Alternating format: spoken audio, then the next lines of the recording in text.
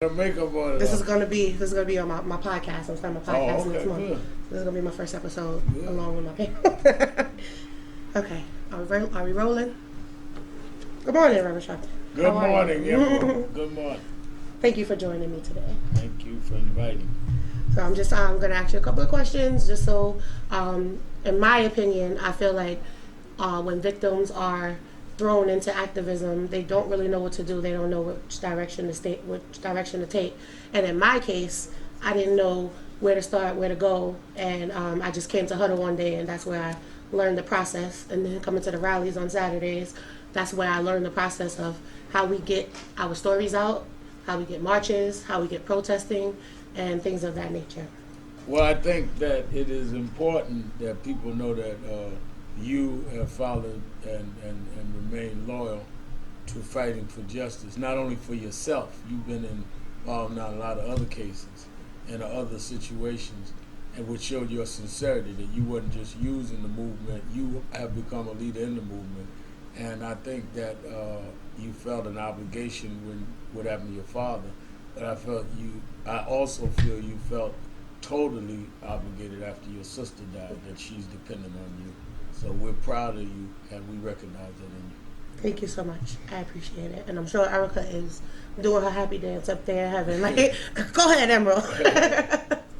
So let's jump right in. All right. So as I said, victims don't ask to be thrown into the fire. So how powerful is it for public pressure when a victim becomes a victim of police brutality?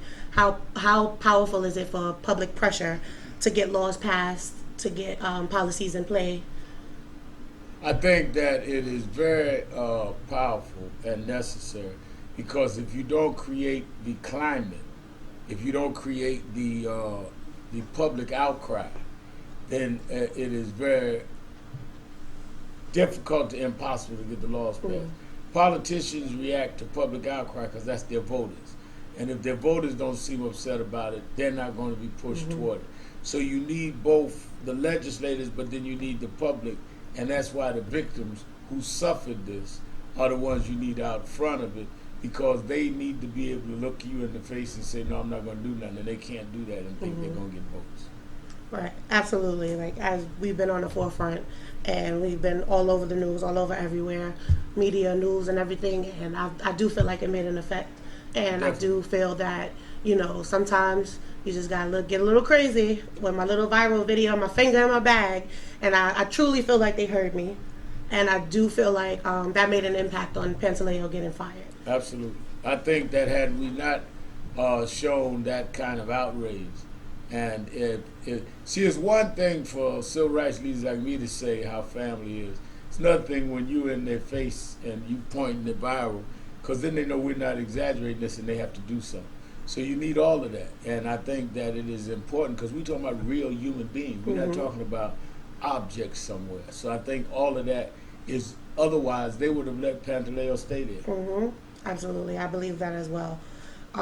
So I've met with a couple of people who have been victims of police brutality, and sometimes they don't get, or sometimes they don't want the media attention, and they don't want their faces to be plastered all over, because we get recognized everywhere as victims, and that's Emerald Garner's daughter, or that's Sean Bell's wife, or that's Mike Brown's mother. So some victims don't want to be in the spotlight or be in the media. So what would you say to those victims who want to have a law like the Emerald Garner law?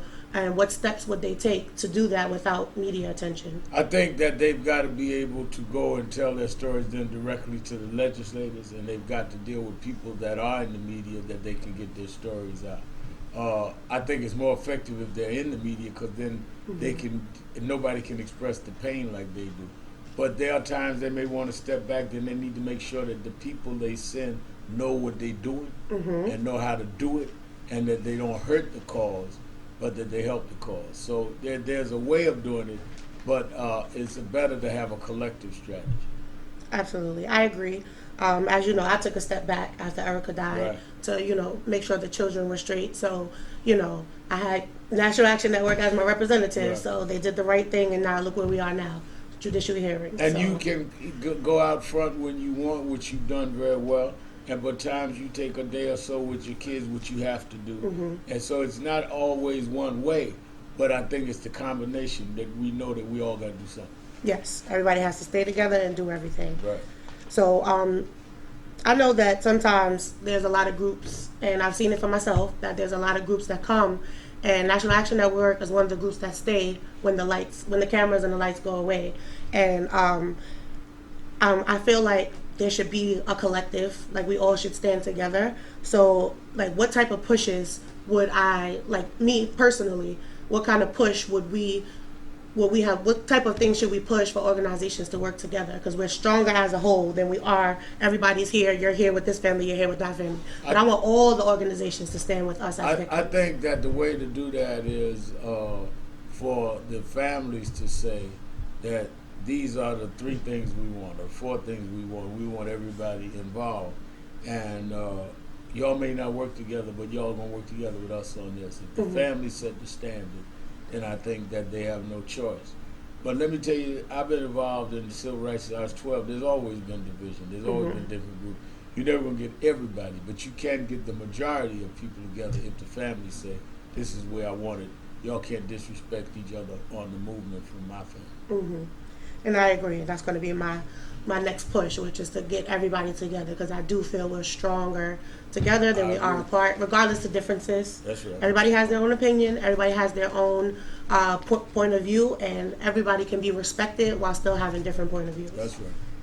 And a lot of celebrities, they put up the hashtag and they send a check, or some of them they make a posting or do a private meeting. But what can celebrities publicly do to help out the victims, aside from writing a check, aside from doing a private meeting? I think that the celebrities can use their public platform, whatever it is. If you play sports, do what LeBron did. I can't breathe, right on the court. On the court. Do what some of the rappers do. Go right into the studio and put Emerald Garner's name or Sean Bell's name in your music. So use your platform as well as write the check and do the private meeting. But do it right there, because you got people's attention. And we don't expect you to lead the marches, and they don't have to do what I do or what other groups do. But in what you do, mix that in. Absolutely, I agree. A lot of celebrities, they reach out to you and they say, "Hey, we just want to meet privately," but that's the way for them to step up and do that, that's awesome. That's great.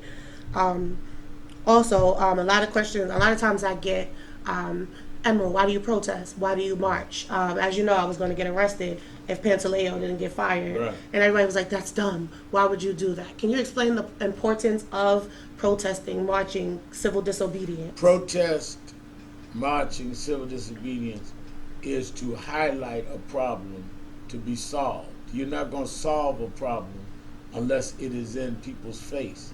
What is Martin Luther King in history for? Martin Luther King was not a congressman. He was not a senator. He never held office. He raised the attention of the problem. That's why he went to jail, because everybody said, oh, Martin Luther King's in jail. That's why he marched. He used to say that there's 2 types of leaders: transactional, that's who make deals, legislate, and transformative. That's the people that raise the attention. And I think that with you being there, sometime with thousands, sometime with just you and a couple others, but it kept the focus on. If the focus isn't there, nobody's going to respond. In order to make those in power respond, you got to give them something to respond to. Right. And just your presence makes them have to respond.